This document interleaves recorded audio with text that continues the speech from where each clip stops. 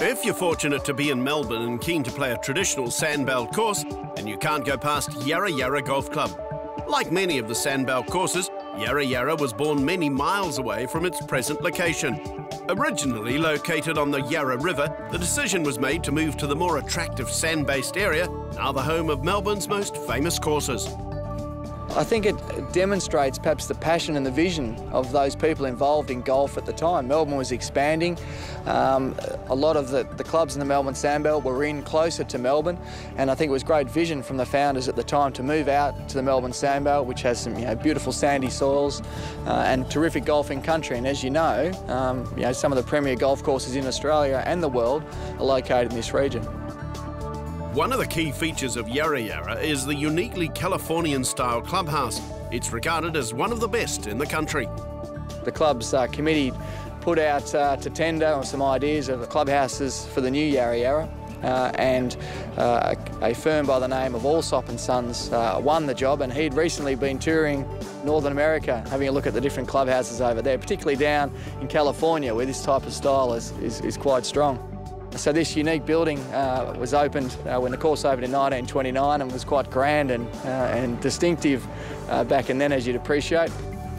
The club has hosted a number of international players over the years, including the great Walter Hagen, Johnny Miller, and perhaps most significantly, Gary Player. The Black Knight won his first ever professional purse in the 50s, winning the Ampol tournament. The superb greens and distinctive bunkers are the highlights of a well-established course. It boasts a number of feature holes, some of which are internationally recognised.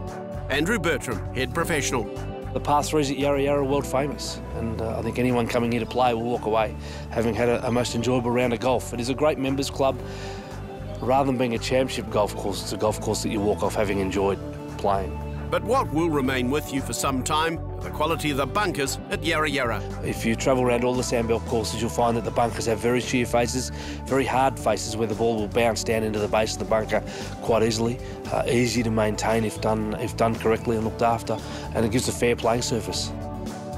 Out on the course now, and we begin the course tour at one of the feature holes on the front nine, number 5. It's one of the key holes on the golf course, a 400-metre par 4. You tee off over a rise with a semi-blind tee shot, but when you walk out off the tee and around the corner, you've got this magnificent green sitting on top of the hill with a great cop of bunkers about 80 metres short of the green that protects it, and it is a magnificent hole. It really is stunning, and if you get into the right spot, it gives you a really good approach up the length of the green, which sits on a right to left angle, with bunkers protecting both the front right and back left of the green. Moving on to the 9th, and it's a good chance to turn your scorecard around. Certainly a birdie hole. It's a mid-range par 5. For the longer players, it's a driver and a long iron to 3-wood to the green. If you don't get there in 2, though, the green is arguably the most challenging on the course with a false front. Any shot that is not played to the centre of the green will roll back 20 or 30 metres down the fairway.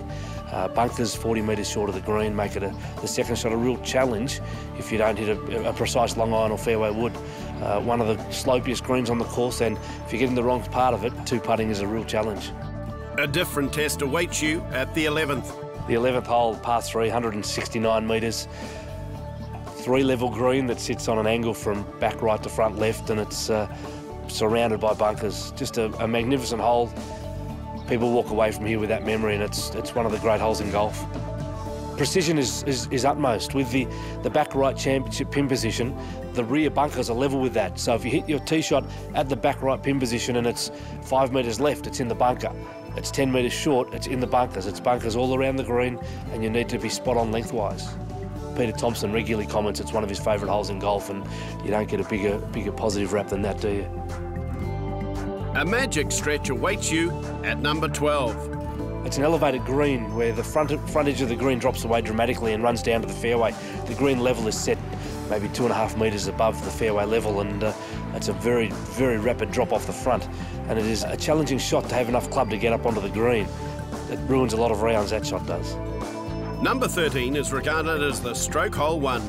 Rated number 1 on the course is the hardest hole, 417 metres with a slight dogleg left to right.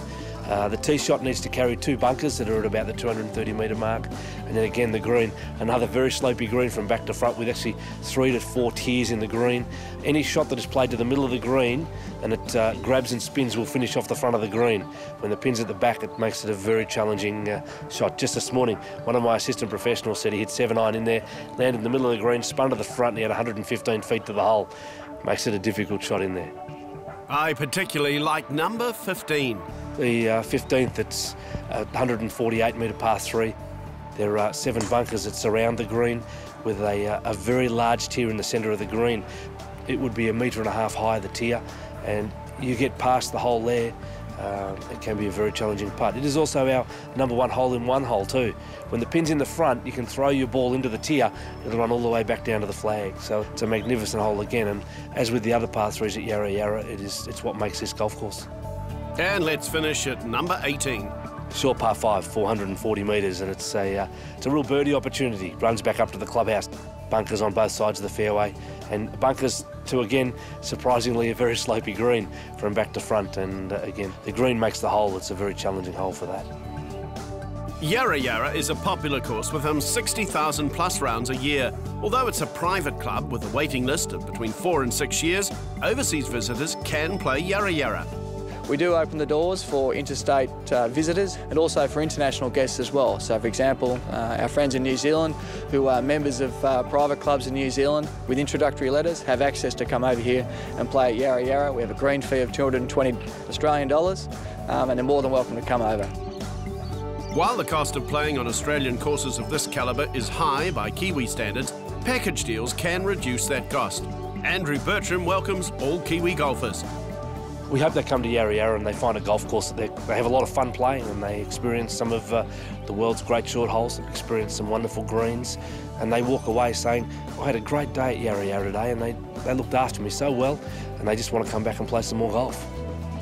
Melbourne is a truly international city. It combines a fanatical love of sport with great food, art, music and wine to make it a city like no other. Royal Melbourne Golf Club will host the President's Cup in 2011, and you have the opportunity to attend this fantastic golfing occasion. For all your President's Cup package options and bookings, contact your nearest Harvey World Travel, working in association with Go Holidays.